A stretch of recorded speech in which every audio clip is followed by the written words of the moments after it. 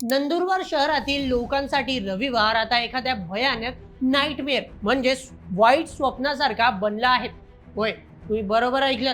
ज्या रविवारी लोकांनी आरामात घरी बसायला हवं, त्याच रविवारी नंदुरबारच्या काही उच्चभ्रू आणि गजबजलेल्या वस्त्यांमधील नागरिक अक्षरशः हाऊस अरेस्टमध्ये झाल्यासारखं घरात अडकून पडतात.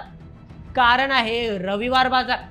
आजच्या या विशेष रिपोर्टमध्ये आपण फक्त एका बाजाराची बातमी सांगणार नाही आहोत, तर यामागे दडलेला सामान्य नागरिकांचा आक्रोश, व्यापाऱ्यांची मजुरी आणि नंदुरबारच्या राजकारणाचा तो स्पायसी अँगल उलगडणार आहोत. चला मग सुरुवात करूया आजच्या या व्हिडिओला. नंदुरबार शहरातील इंदिरा मंगल कार्यालय आणि संकुल परिसर, तसा हा शहराचा अत्यंत महत्वाचा आणि मुख्य दळणवळणाचा रस्ता. पण गेल्या वर्षभरापासून या रस्त्यावर दर रविवारी जो बाजार भरतोय त्याने इथल्या रहिवाशांचे जगणे मुश्किल करून टाकले आहे. समस्या फक्त गर्दीची नाहीये, समस्या आहे ती बेशिस्तीची. बाजारात येणारे ग्राहक आणि विक्रेते यांच्यामुळे संपूर्ण परिसराला जणू विळखा पडतो. विचार करा, तुमच्या घराच्या मुख्य गेट समोरच कोणीतरी गाडी लावून निघून गेले आणि तुम्हाला तातडीने बाहेर जायचंय. तुम्ही काय करा? हीच परिस्थिती इथल्या नागरिकांवर दर रविवारी ओढवते. चला थोडं मुद्द्यानिशी समजून घेऊया. सर्वप्रथम, घराबाहेर पडणे मुश्किल. ग्राहकांची वाहने थेट नागरिकांच्या घरासमोर लावली जातात.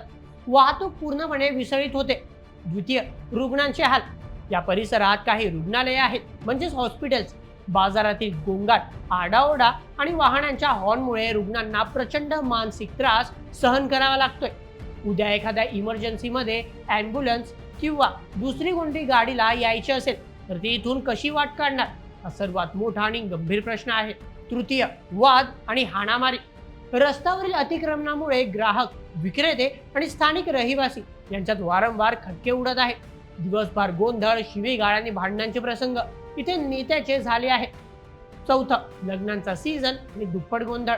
सर्वात मोठी डोकेदुखी तेव्हा होते जेव्हा याच परिसरात इंदिरा मंगल कार्यालयात रविवारी एखादा विवाह सोहळा असतो. एका बाजूला वऱ्हाडाची मंडळीची गर्दी, दुसरीकडे बाजाराची गर्दी.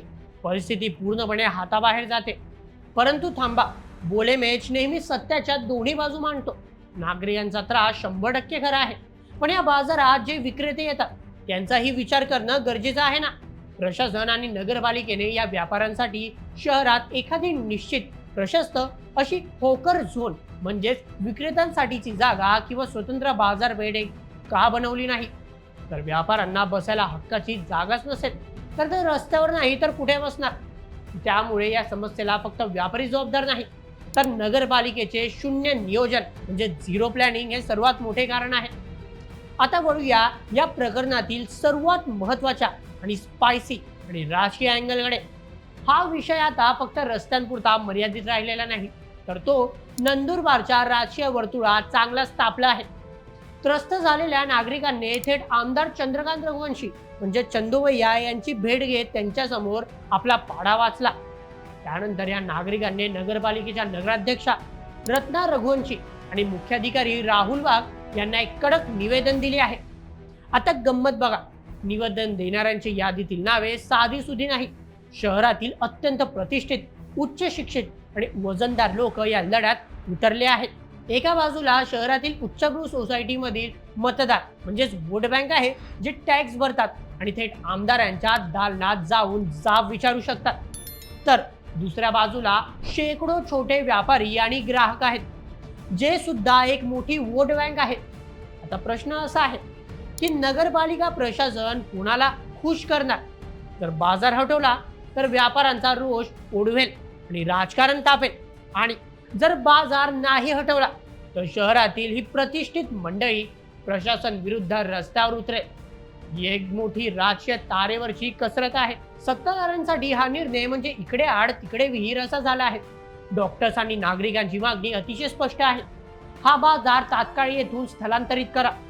त्यांना बाजार कायमचा बंद करायचा नाहीये, तर तो निवासी आणि रुग्णालयांच्या भागातून हटवून योग्य त्या मोकळ्या जागी हलवावा, अशी रास्त त्यांची मागणी आहे. यामुळे व्यापाऱ्यांचेही नुकसान होणार नाही आणि नागरिकांनाही मोकळा श्वास घेता येणार आहे. तर प्रेक्षकांनो, हा होता नंदुरबारच्या रविवार बाजाराचा संपूर्ण लेखाजोखा.